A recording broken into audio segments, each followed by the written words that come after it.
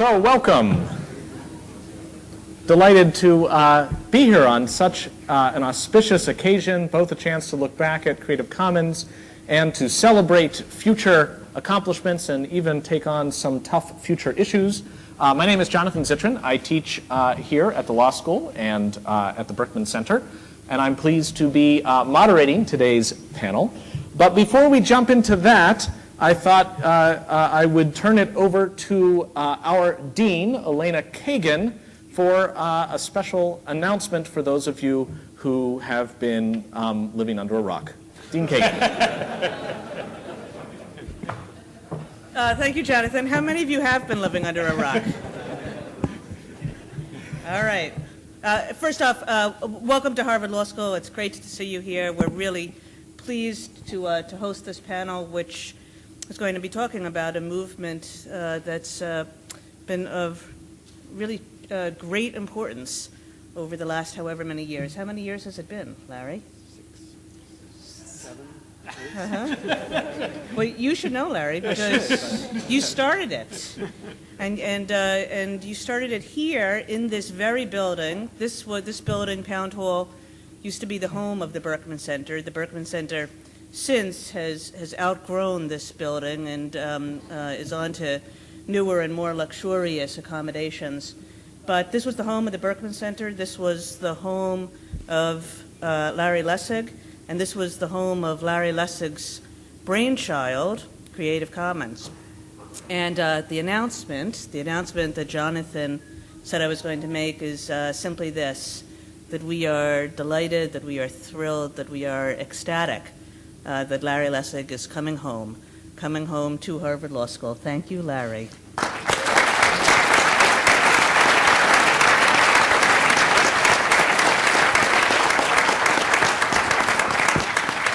There are very, very few people in the world as brilliant as Larry Lessig. There are very, very few people in the world as visionary as Larry Lessig. There are very, very few people in the world as influential as Larry Lessig.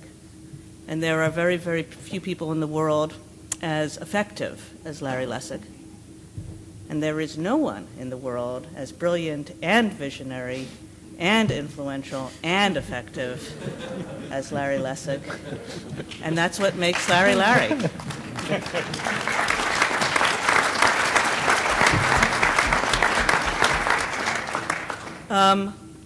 Larry started this incredible movement, and now he's ready to start another movement, which I guess he won't be talking about today, but he is coming to Harvard partly or even largely in order to head up something called the Edmund Safra Foundation Center for Ethics, in which he is going to tackle some of the biggest issues of our society, issues of governance, of why it is that institutions that count on people's trust, in fact, lose people's trust, on money and the role that money plays in important institutions in our society, and of corruption.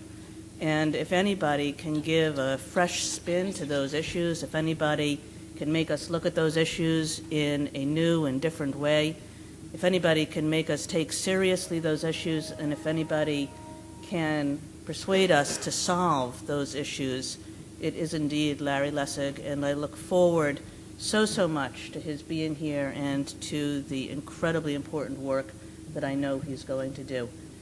Thank you, Larry. Thank you again, everybody on the panel, for coming here and to Harvard Law School tonight, and everybody in the room. Creative Commons is such an important organization, movement. It's hard to know exactly what label to give to it, except that you do really significant things and are doing really significant things in the world and will continue to do so. Thank you very much.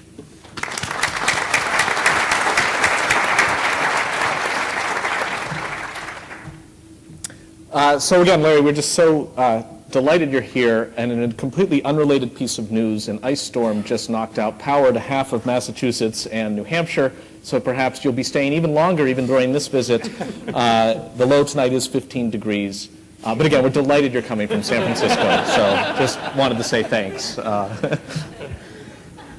So before we get started on the panel, one administrative note, which is we are being webcast. Everything we say will be recorded and will last forever online.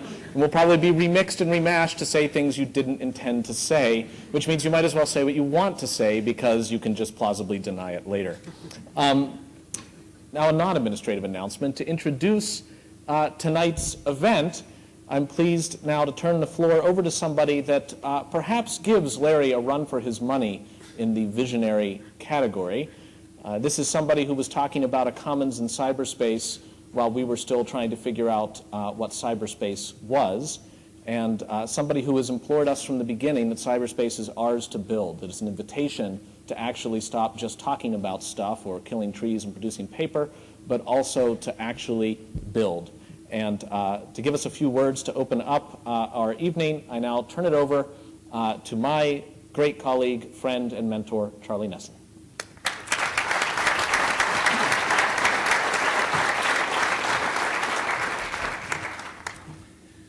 Well, it's a pleasure to follow my fabulous dean with this fabulous announcement and to say a word here about what I think of as the essential idea.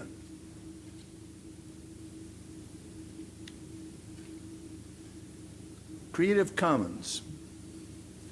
You can think of it as a structure of licenses.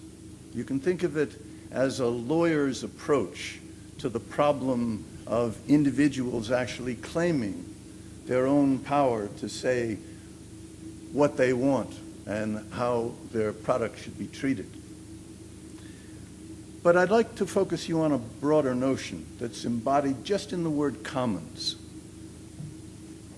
Larry argued Eldred in the Supreme Court of the United States, 1998. The thing that was extraordinary, and that as I look back on it, wearing this Berkman at 10 jacket and thinking back to the beginnings when Larry was here, the thing that's extraordinary was that the court at that time and the country around it really had no idea what the public domain was. It was not a meaningful concept. There was no sense of a citizenry of the net. There was no idea that there was a digital nation, a growing constituency that was taking shape in the country. Now we're at a different place. We just elected a magnificent president. I say we the people of the net, we the commons. The commons is us. The thing that was most exciting about Obama's vision was his vision of change. And his expression of that challenge is to turn it back to us. We are the change. You are the change. We are the Creative Commons.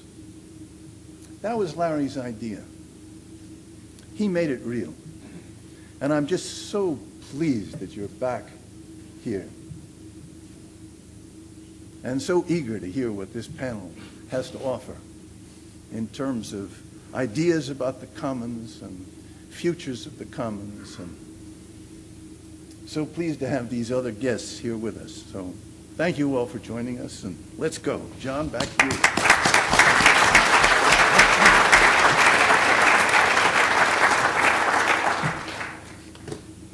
He's already looking skeptical.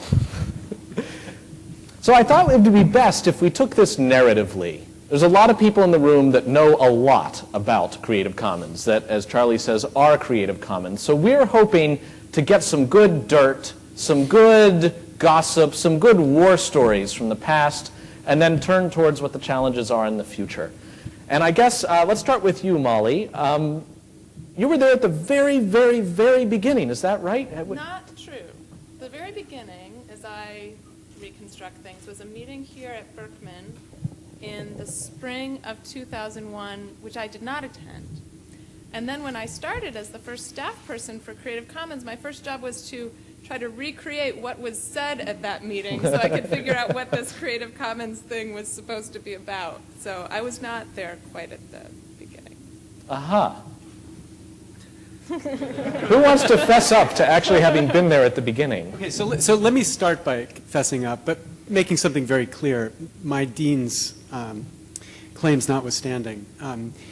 Creative Commons was born as a commons in the sense that there were a group of people who got together and started talking about how to solve obvious problems. Conversation started, I think it actually started first at Duke, right? It was at a Duke conference that we sat down, your conference on the public domain, and a conversation began there and migrated here, and then we started to build an institution here in the spirit of Charlie's just go out and build it. So Jamie and Hal were at the core of that original conception. Well, see, now that you mention it, my recollection is that you've had this obsession with the letters CC for a really long time, and that you sort of wanted backronyms to fill them in. So the first backronym for CC was counter copyright, and you deployed that in the Eldred case to indicate that people, instead of putting the C in a circle, should subversively put a CC in a circle to mean counter copyright. You can have this for free. Take that, man. Was that? Yeah, I have no recollection of that. Really? I think Brewster Kahle will back me up on this. I have an Eldred.cc t-shirt. Okay, right. It came out of the Eldred case, right? The challenge to the Sonny Bono case. I don't know how I've just gotten into the cross-examination mode. Isn't it true that you can't handle the circle? But isn't that what happened? There was counter copyright, there was Copyrights Commons, which Copyrights still Commons. survives. Now, It's still Copyrights active. Commons, this was one of the plaintiffs in the Eldred case. Right. An unincorporated association under Washington State apple growers that was two hapless students that we corralled to be the plaintiffs in the case. Right, before you confess to a crime under legal ethics, actually, I'm just trying to link it up to your news center, Larry. we didn't corral. There were people who You're had a right. genuine interest, Jonathan, who were... My recollection has been refreshed. So those students had a genuine interest, and they came to us and said, why don't we bring a They wanted constitutional an A. That challenge? was what they wanted from you, right? Yes. And then, so they were one of the plaintiffs, Copyrights Commons, and then there was the counter-copyright idea. And was there a gap in between that and Creative Commons? Well, as I remember it, after Eldred, Hal and... Hal Abelson. Hal Abelson, excuse me, Yeah. who's on the CC board. And I suppose we should say you are James Boyle. And Yes. Eric Eldred were having a conversation with Larry where they said, well, you know, what could we do to do things that are in the spirit of Eldred with the law rather than by striking the law down? And so Larry organized a meeting here. It was actually not in this building, it was the next door building over, in which a group of very confused MBA students were brought in to consult.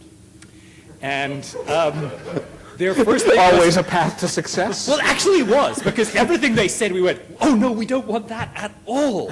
So actually they pointed out success by laying out a business plan which would have led inevitably to failure. So their goal was to make sure that we would prohibit sharing by anyone else than the people who came through us. And that we would own sharing. And license it cheaply. Do you remember this? That's CC crappy concept. And they had a flip. It was wonderful. It was an enlivening meeting.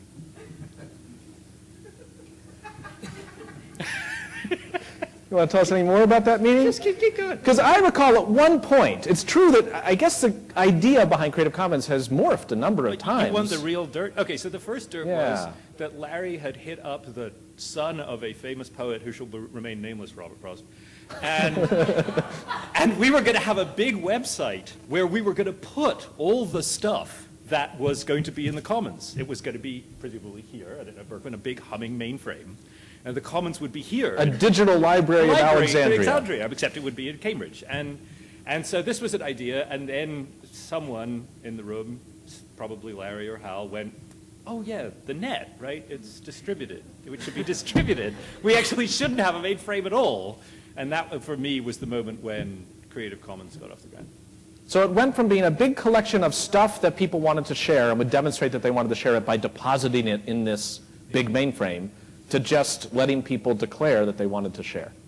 Yeah, but so we had these conversations, but here was in my mind, the real motivation that got me to do anything about it. It was Eric Eldred, right? So Eldred, before the case got to the Supreme Court, early in the case, Eric said to me, look, I appreciate you doing this. You're going to lose. But I appreciate you doing this. But the most important thing for me is that when you lose, we have something that we can continue to build upon, something that really means something to build a commons. Now, of course, being a Harvard law professor, I knew that I knew everything there was to know in the world, and I knew that Eric was wrong, and we were going to win. There was no doubt we were going to win in the Supreme Court. So I said to Eldred, sure, Eric, we'll do that. Don't worry. We'll build whatever you want after we lose. You lied to your client. Well, I was... Before you say anything further, sorry. It was a contingent obligation, and I didn't believe the contingency would come about. But I thought, when we won Eldred, that was going to create, a massive amount of judicial efforts to rationalize copyright. And why would we need a movement when the Supreme Court was going to do it all for us, right? So that was, when we began to build Creative Commons before the Eldred case was decided, we launched the party on December 16th, 2002. Eldred was decided on January 15th, 2003. So, we were out there before the decision came down. But my view was this wasn't really going to be necessary. Like we were going to unleash rationality from the top down. When we lost, it was clear, something Charlie had been saying from the very beginning, we had to unleash rationality from the bottom up. We had to unleash it by getting a whole bunch of people to believe and talk about these ideas, to convince a larger skeptical public about why it was important. So that's when things firmly shifted for me. But the commitment to take these ideas that we talked about and turn it into something real was a commitment that Eric, extracted from us in the context of litigating his case. Got it. And Joichi, tell us about yourself and when you joined this this stream. I was trying to remember. I think Larry had been coming to Japan occasionally, and I was one of the only people who was willing to read all of his books and be on panels with him. And so that's where I met him on a panel where I think the first one was for code, and then later it was the Future of Ideas, and then Larry came on sabbatical. Was that what it's called, for a year? And I was fighting against the Japanese government on privacy issues and failing. And so I had some questions about democracy, and I was writing a paper called Emergent Democracy. And Larry, being a constitutional law professor, I thought I'd sit down and talk about corruption in the Constitution. And he didn't want to hear about that. No, he was more interested in copyright stuff. So he convinced me that was more important. Yes,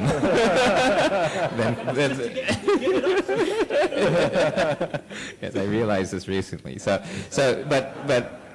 I think, one of the things that was fascinating to me was it reminded me a lot of the internet, where at the internet, when it first came to Japan, there were a bunch of law professors who were writing about how the internet was illegal, that you couldn't do it in Japan, it broke all the laws, it was fundamentally broken from a legal perspective, and you can't do it. And we pushed and pushed and pushed and fought and fought and fought. It was a political battle at the beginning, but then eventually it became not a political battle, it became ubiquitous. And I saw Creative Commons sort of turning into this phase from a cool idea to an argument to something that would be just sort of ubiquitous. And so I kind of caught the tail end of that on the internet infrastructure side, but I thought that this would be really interesting to sort of be part of that transition, and so I got sucked in. Now, in that trajectory, starting, it's one of these ideas that really does need a lot of mind share to start working. It's like the first person with a fax machine just has a waffle iron with a phone attached kind of thing. And so I guess for anybody joining the bandwagon early, it represents some leap of faith that this is going to go somewhere, or maybe just indulging somebody that, well, probably won't go somewhere, but I might as well go along for the ride. So I'm curious if any of you remembers a moment where it went in your mind from sort of a whimsical, questionable thing to, my God, this is actually happening. I do. So Another infamous copyright decision from the Supreme Court, Grokster, was handed down. Well, we were all in a Creative Commons board meeting, I think, and They cited Molly's article. well, so Jamie told me that during the board meeting, which was exciting. But the more exciting thing was Breyer's dissent, which, alluding, I think, to an amicus brief that CC staff had worked on, which made the point that there is lots of voluntarily available stuff to be shared on peer-to-peer networks. And Breyer referred to that, referring to non-infringing uses of these networks, and said, so for example, there are lots of things with Creative Commons licenses and blah, blah, and just moved on. No footnote. No, you may not be familiar with the concept of Creative Commons licenses. This is after years in which opinions would say the internet footnote, and they would tell you what that was. And so that to me was, I know, you know, Justice Breyer is probably the most tech savvy with it of the justices, so maybe he had to explain it to his colleagues, but that he would say that and without explanation, like, of course everyone knows there are Creative Commons licenses out there, that to me was a good milestone. Yeah, so I have a different metric for moments of recognizing the success. So this got launched originally with some money that Laurie Racine, who's the godfather of all great things in the public domain, gave us. We just said we wanted to explore this idea, and she gave us I think it was $50,000 or $100,000. Then the day Eldred was decided, the Hewlett Foundation walked in and gave us a check for $1 million. Said, we want you to make this work. And Molly took that, and we all ran and tried to build something very cool. And then a couple years later, Bob Young, who's one of the people who founded Red Hat, did the same thing. Just dropped a check for $1 million on our lap to continue it to a point where people would recognize it. And last year we pulled together a group of people who are committing about $2 million a year for the next 5 years to support it. Now, and am I right that we're in the midst of a fundraising campaign right now? Yeah, I was getting to that, Jay-Z. Sorry. Timing, boy. Yeah. We rehearsed this. But not very well. No, but the point is, you know, so what academics do all the time is have ideas, and we like talk about ideas, but when people who've actually built something in the world come forward and say, okay, we're going to back your ideas up with real money and make it possible for you to do something, it's both inspiring and a little terrifying because you can't just throw it away then. I mean, you really have to work to make it possible. So it, of course, in some sense, wouldn't have happened with the ideas, but it also wouldn't have happened with people who came together to make sure that we had the resources necessary to build out the staff that now each year we have to feed. There are about 400,000 of them right now, right? Feels that way. But that's also essential to this, and that was the part that always surprised me. Thoughts on when you knew it was going to be a success? Or? When someone in one of my classes looked over to a woman who had a Coco Chanel bag and said, "Oh, Creative Commons." If there are any trademark lawyers in the room, you just didn't hear that at all. You know you've happened when you get your first trademark cease and desist letter. That's great. The mind share, when you say Creative Commons as an organization is devoted to so many different things, I guess the most visible of which, or the most literal of which, might be the licensing scheme that's at its core. How would you allocate the mind share over time? Is it about drafting human-readable, machine-readable, lawyer-readable licenses and corresponding cool images for them, or is it public outreach, or is it, what's the actual work of Creative Commons? Well, I'll start and the others can pitch in. It's all of those things. The licenses are built now, though there's a constant process of revising them. But one of the things that has dramatically changed was that Larry had one of his many ideas that appeared to be amazingly stupid at first and then turned out to be brilliant in hindsight, which was, he said, while we were still barely hanging on with our fingernails to actually launch Creative Commons to the United States, which has its own complicated copyright system, Larry goes, but it needs to be global and it needs to exist in every country in the world.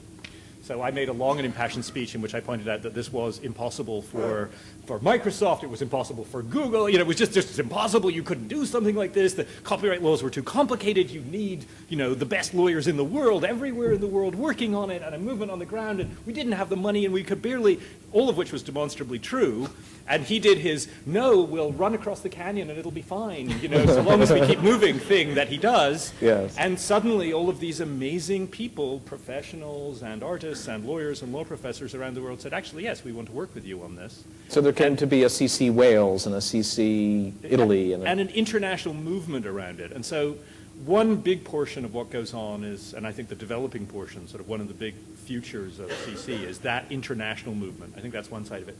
The other side, I think, is that Creative Commons has really tried to become the people who prevent failed sharing in general, not just with copyright licenses. The people who prevent failed sharing. Yeah.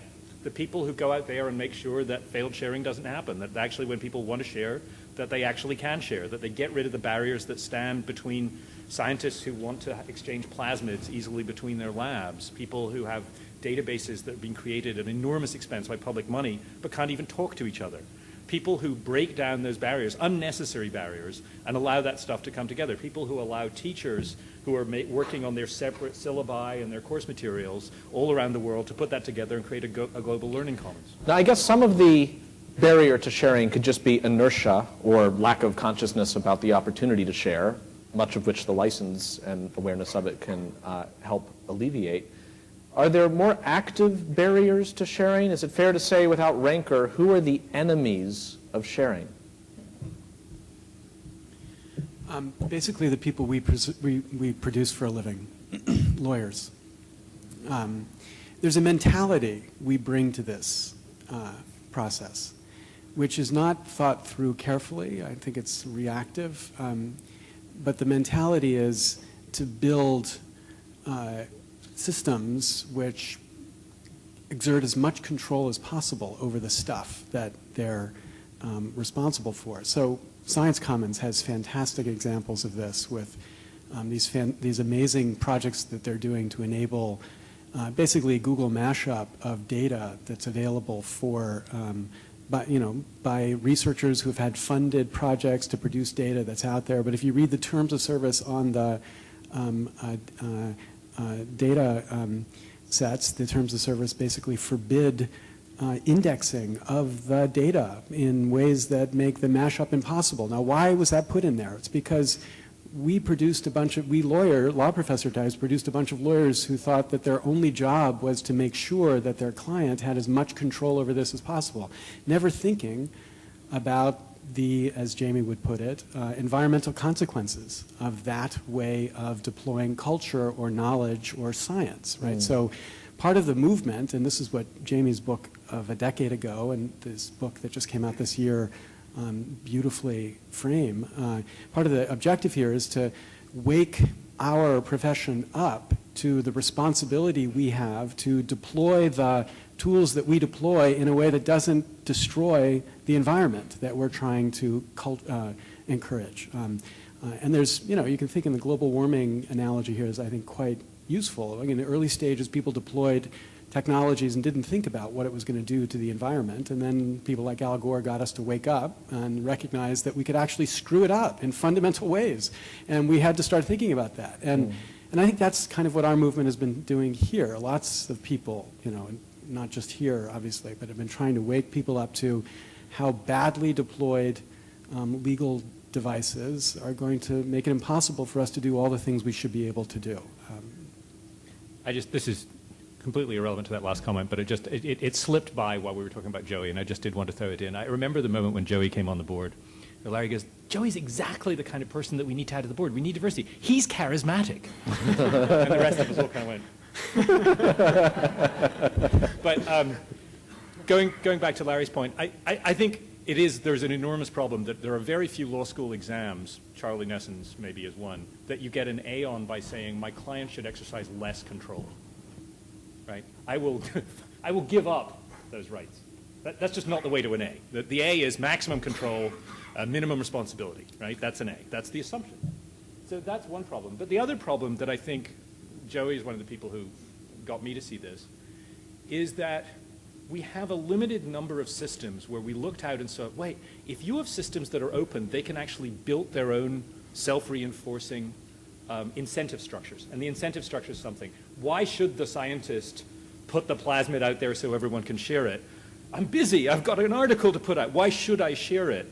We know from things like free software, open source software, that if you have a community, that you actually can have structures that start to incentivize this, that start to build norms and communities and cultures of sharing that actually work and work economically. But they don't just happen, right? Sometimes they accrete, but a lot of time they require intervention. And I think one of the things that understanding the net, which is Joey constantly uses the analogy of the net, understanding the net and the role that the net has to enabling those kinds of cultures of sharing is something that for me has been a central influence in thinking about CC. Yeah. Yeah, Troy. I don't look at things from a law school professor perspective. I look at them, again, Charismatic. yeah, because I'm a geek. I look at things He also slightly has more... good dexterity, constitution, intelligence, and wisdom. Yes. And plus 30 spell damage. But if you look at the internet, it was actually very similar, right? So it was technically feasible to connect networks together. It just wasn't practical to do it at a low cost because you had to hire, instead of lawyers, we hired consulting firms and big computer companies. And so it was always possible to remix. If you went to Cannes and drank champagne and brought your lawyers along, you could do that. And the thing was, it was just a transaction cost. And I think the key to the internet was interoperability and lowering the transaction cost enabled. So, because I remember when the web first started, we already had FTP and Gopher, and all these professors and academics said, the web's stupid. It's just an Al Gore sort of flashy way of doing stuff that we already know how to do. And they drastically underestimated how much more stuff would get created by making it a little bit easier to do what was already being done by Gopher and FTP. And I think that what people drastically underestimate is the cost of the sand and the Vaseline, as you might call it, right? Which is this little bits of unintentional legal code that get thrown into these contracts that require somebody else to read it, incompatibility, and so it's the interoperability and lowering the transaction cost creates this kind of explosion of innovation that happens, right? So one is completely unintentional, which is even if you want to create an open license, the fact that the Tokyo University license is different from the MIT license is friction, right? So I think that's unintentional. There's intentional, which are the people who are losing their business model. So in the internet, this was the telephone companies and the vendors of the big routers that the telephone companies used to use, so the switches, right? So there's people who are actively against the movement, who are the people who lose their job because they're in those layers that get disintermediated, right? And then there's just inertia and stupidity, which is really actually a powerful force. But I think that a lot of the law stuff is like, especially when we look at the science stuff, right? There's 10,000 different clauses that I think Will Banks has identified in different, terms, right? And they're not put in there out of malice. I mean, they are partially about this protection, but mainly it's just that people don't understand the value of interoperability and low friction yet. And I think that it's, on the internet, the geeks get it, but I don't think that the businesses get it yet. And that's why, but now that we have people who actually try to share and then it fails, then they get, it's like, aha, right? And so I think that what's really interesting is that I like your failed sharing term because they're actually, when you go to Hollywood, they don't really want to share. So that was a tough, just because we're fighting against two problems at once. But what's really cool about the science and the academic stuff is it's a little bit easier because the funders and the academics and the users all want to share, but it's still failing, and then it sort of isolates the problem. Now, in the copyright policy space, and I guess in the space created in the financial flows that happen thanks to copyright, the licensing organizations and such, in both those spaces, policy and operations, there are institutions, organizations. There's kind of an established order that has been roiled a little by, obviously, the development of the internet itself. And I'm wondering also how that space was affected by the arrival of Creative Commons. How is Creative Commons is viewed by the World Intellectual Property Organization, ASCAP, BMI, the usual suspects? Were they like, great, another person to be at the table with a little tent in front of them? Or is it like, you're all a bunch of communists? Well, in the beginning, it was you're all a bunch of communists. And Jamie and I went to a bunch of meetings early on with WIPO where, they had to be very careful about being seen in public with us, and the meetings were all very quiet.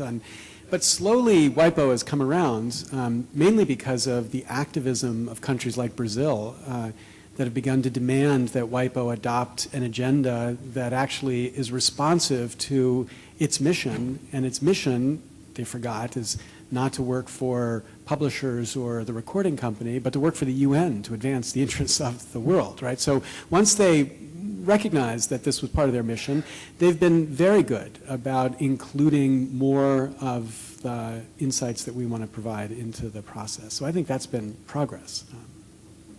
The downside is that there's still this reversion to the idea that the idea of intellectual property rights or copyright includes exercising them to exclude, that you can't have one without the other.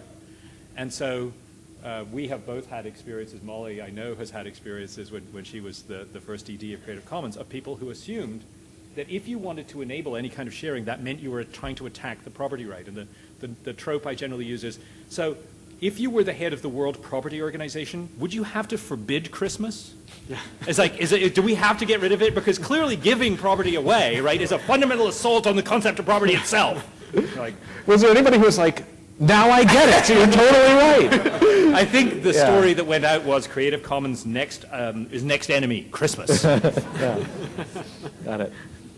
Yeah, there's also one more part about this, like learning the way this worked. It's important to remember much of the original support for Creative Commons came from the Red Hat Center. And in some sense, the Red Hat people, were inspired to think, how can we carry the same ideas into a wider sphere? Because they had prospered on this model of creativity in the software space, right? So remember, Richard Stallman launches the free software movement, and he has a license that guarantees that every modification will be as free as the stuff that was modified.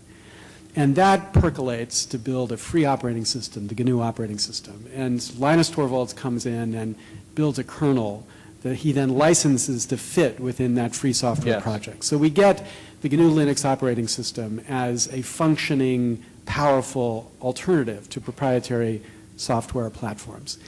And companies like Red Hat come along and say, we want to make $1 bajillion on top of this. We want to leverage this sharing economy to produce enormous value for our shareholders, but also to the world. Right. And what was interesting was, even people like Richard Stallman didn't say, stop, you're stealing from us. No, they said, please, figure out how to make this a successful hybrid between our sharing economy and your commercial success. And that was enormously important to making sure that the free software movement actually succeeded in taking over the world, which I think it will, not yet, but will. And so what they said was, in not quite this way, but this is what I think they're aiming for, is how do we do the same thing in a wider sphere? And so I think I just wrote my last book in this space, Remix, actually has I think a very interesting interview with Bob Young, who's here, who was one of the Red Hat founders, where he was explaining this all to me, and I recognized that everything he was telling me was what I thought I was discovering in this book. But he was like, no, we figured this out 10 years ago, and I'm glad you're finally writing it up, but here it is. It's exactly this point. And you could see what the inspiration was in Red Hat moving this into this space, and I hope we succeed as much as that movement has. How necessary an adaptation from the principles of the free software movement do you think it is for Creative Commons to offer some license choices to commoners that would be anathema to the strict conception of free software, such as, say, a developing country license that would license something freely within certain geographic boundaries and to certain peoples, but withhold all copyright traditionally so, say, in the boundaries of the United States, or the founder's license or something like that? So we made a very important strategic decision right in the very beginning to do something different from what Richard Stallman did. So Richard had a very clear conception of what software freedom was, and he embodied that in a license. And I think he had credibility to do that. I mean, he actually was somebody who was writing software. This is what he did. And he understood the community because he lived in it, and he could speak for it, and he spoke for it authoritatively, and eventually I think the world has seen that, between that and the BSD license, this is the 98% of licenses. When we launched, I don't think any of us felt like we had the authority to speak for creators around the world. Like, we had no way to say, yes, we know what freedom is for an author of novels and scientific journals and poetry and films and music. So we said, we're going to create a suite of licenses and let people opt in to what they believe is right.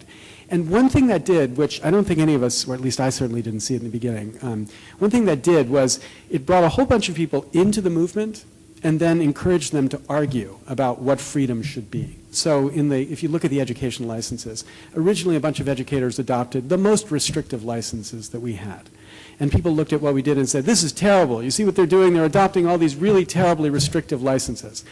But what then happened was that these educators then got together in their conferences and they would have panels where they would say, what is the right Creative Commons license for education? And you see a progression away from the most restrictive licenses to licenses that actually reflect what the appropriate freedom was. So by giving them a language within which to talk about what freedom should be here, I think we helped the movement figure out what freedom should be. Now, I still don't think we have the authority to say what the right freedom is for every domain.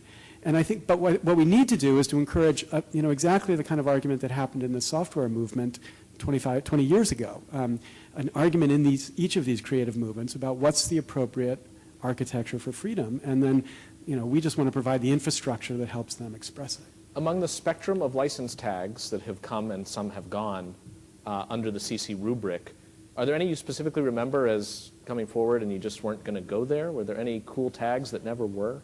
Oh, yes. Oh, Larry had brilliant ideas. Some of them remained crazy. You have an NDA here. You can't say this. I had a wall display of licenses that I killed. It was like, some people shoot, a deer. I had, license ideas that occurred to Larry in the shower. Just till I'm finished breakfast license, the time-limited licenses, that was my favorite one, better finish the book quickly, your license is ticking. No, there were many. I mean, I think one of the important ones was that that we really did have this discussion, and we were constantly being pushed by, it wasn't even both sides, all sides. Some people saying, I can't do my kind of creativity unless you allow me to restrict in this way, and then on the other side, people going, I can't believe you're locking it up that way. And so the board, I think, reflected and struggled with those. And gradually, I think we've been cutting down the number of licenses. You kind of snuck attribution into everything, right? Attribution is no longer an independent variable? Because 98.5% of people picked attribution, at which point it's clutter, It's like... So I think the people who don't want attribution can put it in the public domain. I mean, I think at that point it becomes easy. I think one of the things that happened, Larry's exactly right. What we didn't understand was that the most important thing about the licenses was not that they were licenses. It was that they created a space, a focal point around which people would make communities. That was true of the international movement. Yes. That was true of the discussions. That was true of the movements in science. People go, we'd like to do this in science, and it was like they had a this to point to. Yes. So the licenses were almost, they were a trope. They're very important licenses. They're great licenses. They're very well written, but they aren't the main thing. So speaking of a space, a community where people can exchange ideas, there's a huge brain trust in this room. So I'd love to encourage people with questions or with anything they want to say. I mean, just looking around the room, there's just amazing people here. Esther Hargitay has raised her hand. Do we have a way of advancing a microphone? Look at that. Esther Hargitay. Thanks. Should I say who I am beyond that? Or? Sure. Okay, Esther Hargitay, fellow at the Berkman Center on the faculty at Northwestern. Huge fan of CC. I have over 10,000 images on Flickr under Creative Commons license, but a lot of people don't. I study differences in people's skills using the internet, so this is not just based on anecdotal evidence that people have very different abilities when it comes to understanding different things digital. And I'm wondering what you are doing or what others should be doing and who those others might be to educate people about Creative Commons better. Obviously, you've already done a tremendous job, but there's a lot more room. Because again, I believe that even just on Flickr, a lot of those people I think would happily share what they have up there. They just don't know any better. So I'm just wondering if you could address that. Yeah, talk about photo notes.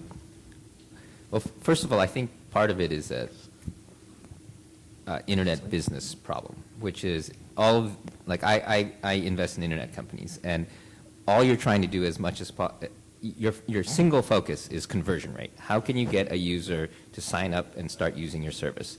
And every single step that you put into that step before they become a user lowers your conversion rate and lowers your revenue and lowers your value, right? And so all internet companies are looking at how can we simplify the process, and that simplification process is about taking things out that are unnecessary. And until Creative Commons becomes something that the majority of users need, or is really easy to implement, so they don't really have to think about it, it's always an added cost to the deployment of a service, right? And then once you're in the service, trying to get it in front of people, again, it's kind of a chicken and an egg thing. I think that we are going to see, like for instance, Photonauts is one of my companies. It only uses this Creative Commons photograph, so you don't have a choice. You have to use Creative Commons if you want to use Photonauts. But I think that there are a couple of things that are happening that are very important. One is that RDFA, which we've been working on, working very closely, is now an official recommendation of the W3C, and it's basically puts into the XHTML, the HTML, the ability to mark up the different objects on a web page with the author and the license and everything like that. So once that becomes a web standard and an open specification, then what happens is that everybody that builds any application that talks XML or HTML, all the licensing information will be in the data. So instead of having to write hacks, right now when you implement Creative Commons, you sort of have to write a bunch of code, and it's not standardized, and it's still very sloppy. Eventually, once XHTML is out there, and it'll be a little while, all the tools that we have, whether it's Photoshop or your camera, right now it's kind of a pain to explain to people how to do it, but once it's in the official kind of specs of HTML, it'll be much easier to build into the tools. And this is just a tantalizing taste of what you discussed at the Creative Commons technical meeting today. Yes. So I'll be brief. So basically, it will be much easier to implement into the tools, and once it's in the tools, then I think that the cost of implementing this will become easier. Now, and I think that a lot of this is about interface design. So in a combination with an interface design and also just a tipping point in the number of people who actually know what it is going to. And so we have a pipeline full of, so one thing that's interesting, since I joined the board, we're spending less time going out and explaining to people why they need CC. We just have a pipeline of people who are coming to us. We want to do it, but we don't know how. Can you explain it to us? And right now it's kind of a pain because we sort of have to go in and do it for them. But once it's built into the standard, it's going to be a lot easier because we'll just be able to point them to things. And so right now I think, that most of the energy is helping failed sharing. And so I don't think there's a single sharing site that doesn't want to implement CC more now. It's just that they just don't have the cycles or they don't have the skill to do it. I don't know if I answered the question well, but. Lots of hands going up. Oh, did it go off? I'd have to bring it up on the board. Try again. You maybe have turned it off instead of back on. All right, there we go. I'm Chris Peterson. I'm a student at UMass Amherst and an intern here at Berkman Center. So Creative Commons has been a great success on sites like Flickr and on a lot of great things. You can, everyday people can take part in the rethinking of copyright law by using the Creative Commons license. At the same time, a lot of what people want to create seems to be based on big media content. Larry wrote in his book about anime music videos, different things on YouTube that people have done that are creative but draw some content from large proprietary big name media corporations. What is it going to take to move big name media corporations, the RIA, the MPAA, towards accepting a Creative Commons-like structure? Will it ever happen? Will it ever move there? Is that even the point of Creative Commons? I think I don't think Creative Commons. I don't think that you're going to see the MPAA say, yes, we're putting out our next blockbuster under Creative Commons licenses. I actually don't think that makes sense from from their business model, I think what you might see is slightly more rational behavior about using the law as a club to prevent remix. Which is not to say that they license under CC, but rather that they read Larry's book and kind of figure out, oh yeah, there actually is something called fair use. And I thought it was your book they were going to read. well, whatever. And that they actually should recognize this. And I mean, I actually do think there's a measurable difference in the degree of sort of paranoid control fantasies that are imposed on, sort of user-generated content sites. It's declining. And also, just going back to the last question, I do think it's important, and we see this constantly at CC because we deal with so many different domains. When Joey was talking brilliantly about the technical specs, I was thinking of the conversations that I have when I walk into a bunch of teachers in North Carolina who just don't know anything about copyright and have been told a series of sort of basically lies about what it is and what fair use is and so forth. And the point there is, I think, and this is the other side of this, the technical side is one side, there's the side on the other, which is we found that people start to understand when Creative Commons is a tool that lets them do something they already wanted to do, right? It's not, you can't go out there and say, there's something else you should be thinking about, along with all the other things you're thinking about, it has to do with copy, that's going nowhere, right? But it's like, don't you want to be able to use her syllabus and she can use yours and at the same time? And at the moment that happens, then we move on to basically Joey's issue where it's the technical concern. And so I think, in response to your question, I think the dramatic change in the big media companies is when they want to have masses of remix content out there, if they ever do, and they suddenly start thinking, oh, actually, our current attitudes aren't going to produce the results that we want. Is that on? Yeah. My name is Carl Fogel of questioncopyright.org. One of the wonderful things about Creative Commons has been that you've very wisely, I think, set up a situation where everyone who encounters Creative Commons is an ally. It's someone who wants to share, who wants to use one of your licenses. But there's this sort of great unexplored ocean of copyright issues out there where you've got one artist who wants to use something that the original author doesn't want to use, or doesn't want to let that person use. And is it part of your long-term strategy to start trying to persuade either those artists who don't want to share their stuff or to persuade legislatures to lower the amount of monopoly control people have so that sharing works doesn't have to be a choice that all the parties agree to. It can be one person wants to share, maybe the other person isn't comfortable with it, but there's a limited amount that they can do to restrict it. Well, many of us here live in these different roles, right? So in the Creative Commons role, it's not been our objective to change the law. We think we can build infrastructure within this system of law that enables people to choose to share. But I don't think that's enough, obviously. I think that we also need legislative change, and we need judicial change. And so at Stanford, we have a Center for Internet and Society that has a fair use project, which has litigated and succeeded in a whole bunch of cases to force reasonable behavior on the other side under the doctrine of fair use, pushing the line. It's a fair use in film project, which, working with American University and a bunch of insurers, got a bunch of insurance companies to say that if the film producer can certify that they've gone through fair use best practices, then we will issue the insurance you need to release your documentary film, and the Stanford Center will litigate for free if it turns out you're sued because of those standards. So these are ways to create incentives to push the law of fair use. And obviously, some of us have spent a long time trying to convince Congress that they ought to think more rationally about this. And it's the last such effort that convinced me it was a waste of time to try to convince this Congress about reasonableness in this space because of the corruption stuff that I want to spend the next 10 years of my life working on. But long before we deal with the corruption issue, long before we deal with Congress, I think there's lots of movement to be made in these other places. We just need to get get these different conversations going at the same time, and that's sometimes hard.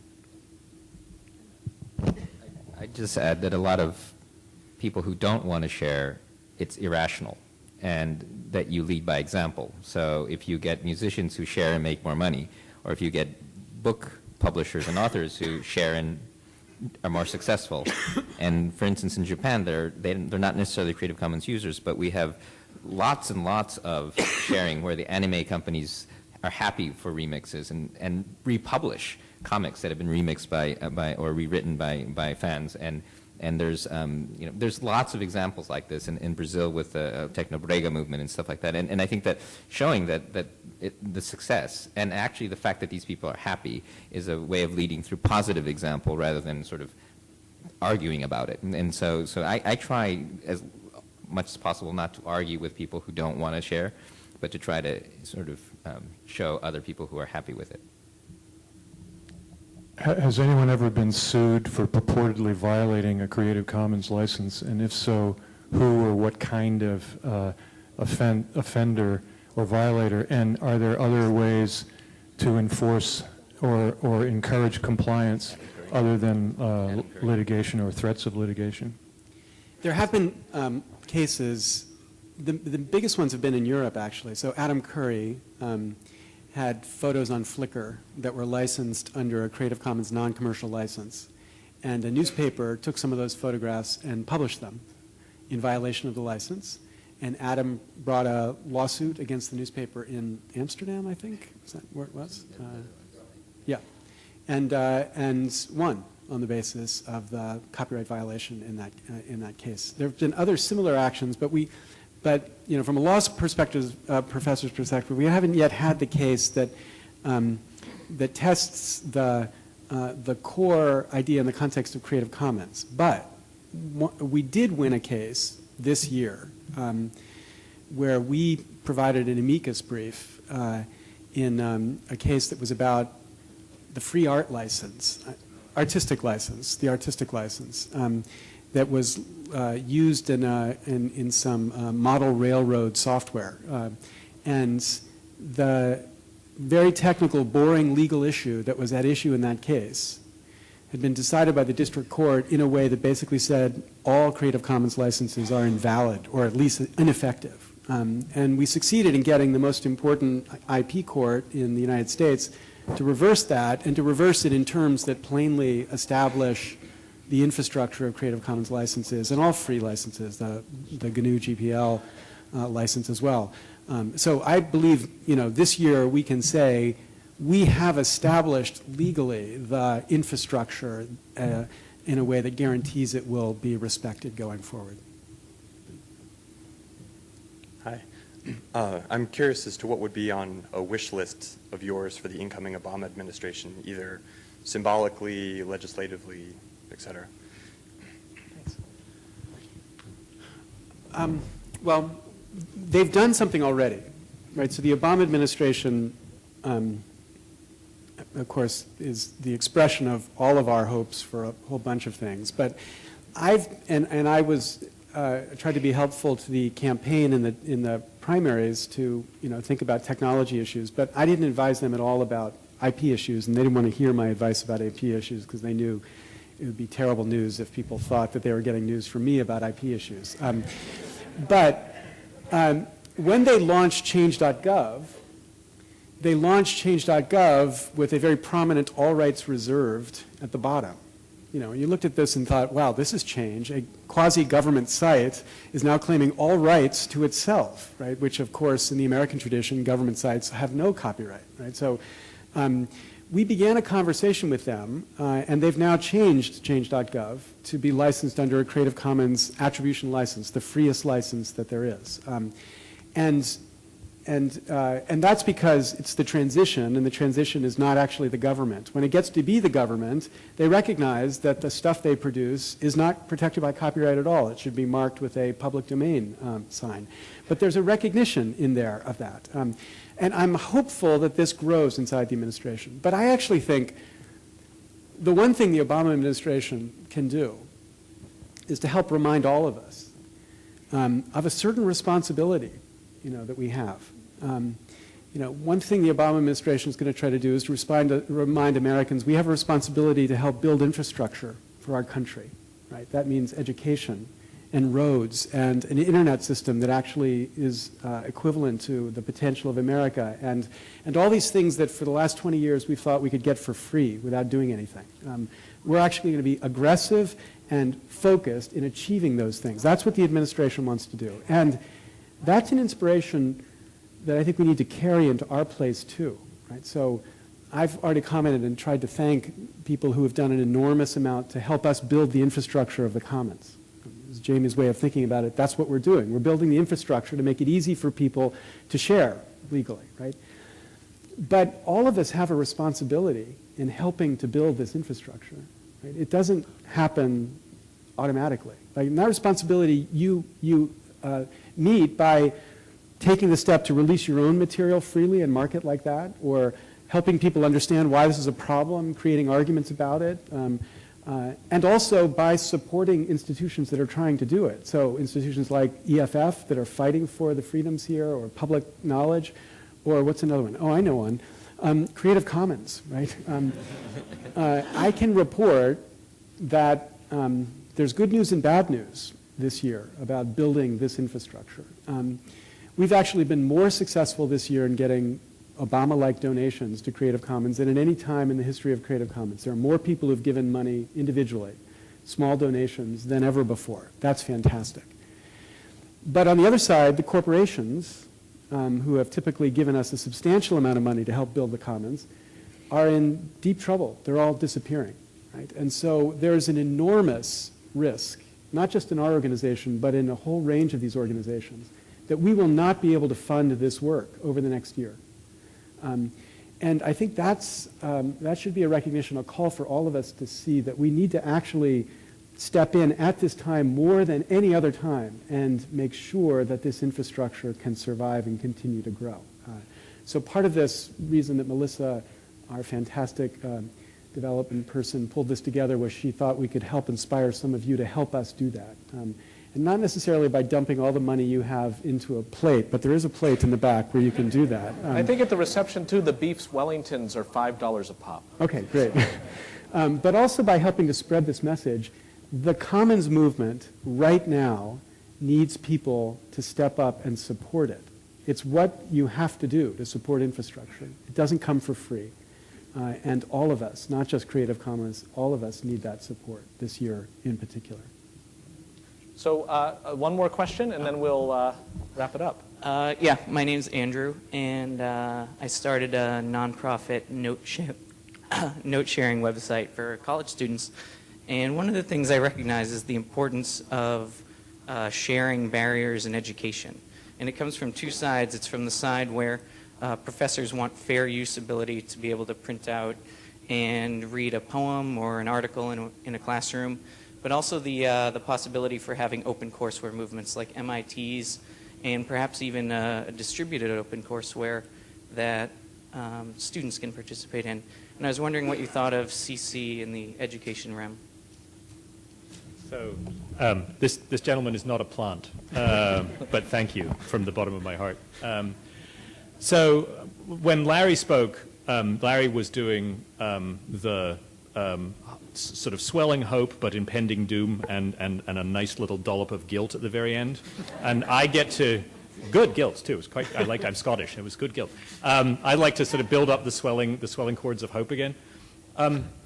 Creative Commons is great, and it's great that we look at stuff like Flickr, and it's great that we have the kinds of communities that we have. But what excites me is the possibility that in 5 or 10 years' time, we go, remember when it just wasn't common?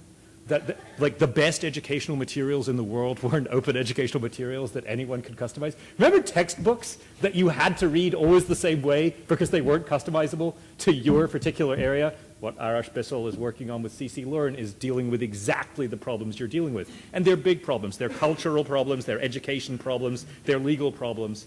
But remember when that couldn't happen? This is dumb, right? I mean, education. You can't stop teachers telling you about how they teach, right? I mean, we're all teachers like, no, let me tell you what I did. And people are running away from us. They want to share, and there's all this stuff in the way, right? I'm not going to use Joey's wonderful Sand in the Vaseline metaphor, though it was a great album by Talking Heads. in science, we built this web. We have a scientist who builds a web for communication so people can exchange scientific data. And guess what? It works brilliantly for porn. It works brilliantly for buying shoes. It works brilliantly for teenagers flirting on all of Joey's sites. Not so good for science, because why would we want to lower down the barriers to scientific exchange and make it easier for scientists to work on problems collaboratively across space and time? The future is moving the CC idea into those domains where it should be so at home, where it should be an easier sell than in the domains we currently are. And we really need your help in that. And by help, I mean the help with dollar signs in front of it, as well as the help with proselytizing and rethinking and volunteering. Because this is, I could never have imagined how much the ideas that Larry and others came up with CC could succeed. We all feel that. It's like, wow, this is amazing. And I always think, and it's a non-profit. Yeah. When Larry resigned as board chair, I should have thought, and I was thinking, okay, I'm going to be chair of the Creative Commons board. This is going to be very exciting. When Joey stepped up as CEO, what I should have realized is they're both very savvy, and that they realized that there was going to be a global financial meltdown on my watch. Thank you both very much. But when I look forward for the next 10 years, even with that, and it's a real hit, and we're taking less of a hit than some places, but we're really taking a hit, guys. I am actually more excited about the next 10 years than I am about the last 6 or 7 or 8. The potential is enormous. Science wants these ideas. Education wants these ideas, right? And we've made so many of the mistakes already that we actually won't need to make them again when we move into those areas. So please do help us. Molly, if you'd be willing to have the last word here. I know that you've been doing a ton of scholarship lately in intellectual property, and in particular a piece about atomization of intellectual property that includes, in a way, some interesting worries about directions that movements like Creative Commons could go that might actually be self-defeating to the original purpose. So I was wondering if you could give us a little dose of fear and then some of your requisite hope to end us out. Sure. That's let me say something else first. Wow. What Larry always says is, I'm not going to pretend to answer your question. What Jamie was saying just reminded me that at that first meeting that I only heard tell about that happened here at Harvard in 2001, I do think one of the biggest aspirations of that meeting was to do this work for science, that we recognized that that was a place where there was a problem of failed sharing. And in a lot of ways, I think of what we've done so far as the, test of concept that now we get to deploy in places where it's even more valuable. So the success so far of Science Commons and seeing that, I think, is bringing us full circle to where we started. So atomism. In a lot of my thinking about Creative Commons and my commentary on it in my academic work, I think back to Dan Gilmore and his explanation of the shift from big media culture to citizen journalism.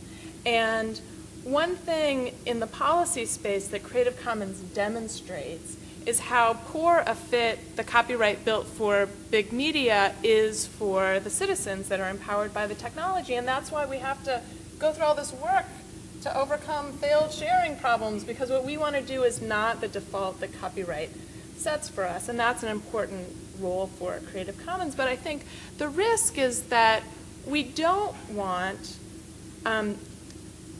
my copyright, right, for every individual citizen journalist to have their own handcrafted copyright, even if they have a brilliant idiosyncratic idea about exactly how much they want to claim. And I think originally, as Larry suggested, we did tilt a little bit towards my copyright because we didn't want to impose our version of what your copyright should be. But the danger is that that just leads to lots of field sharing. If everyone has their own version of copyright and we want to combine everything into a real, true commons where we can reuse all of each other's stuff, the my copyright vision won't work. Because 3 kinds of share-alike licenses, if they're different in the other tags, you can't. Allergic to each other, Got right? it. So that's why I think a lot of what we've seen, partly by not missteps, but by experimenting in the Nelsonian spirit, we have discovered some of the unintended consequences of too much my copyright. And so that's why, especially I think as we encounter these audiences that are super enthusiastic about sharing, but have been sharing in their own incompatible ways, a lot of what we're doing now is channeling those idiosyncratic preferences in a way that builds the brand of sharing and also reduces the barriers to sharing, in a compromise between a default of all rights reserved and my copyright, which I think is, although it sounds like the perfect answer in a world where every individual is empowered to be a media giant, I think it's the wrong answer, that sharing requires some mind share, and that Creative Commons helps build that by channeling preferences in a limited universe of choices. And donate money to Creative Commons. Oh, and sharing other resources, energy, etc. Say it like you mean it, Molly. Well done. Well, so I really, so I think one reaction people had to our initial idea is, and this goes to Joey's point, everyone can write their own license. You could just write on the bottom of your website, do what you want with this, and that doesn't take any lawyers, it doesn't take any resources. Why do we need to build the infrastructure? Well, it's because the sharing doesn't work if everyone does it, hacks copyright themselves. We need an infrastructure that's really about mind share, and that's why we need the resources to keep the institution going. The Tower of Babel was an early metaphor for license interoperability problems. How did that story end? I forget. I guess it wasn't good. Yeah. So here on a Friday night in cold and potentially icy Cambridge, we are a self-selected group of elites who know what's important on a Friday night and also can appreciate the aroma of a good beef Wellington. And on the webcast as well. I don't want to leave those out who are in the middle of the night somewhere listening to this or watching this.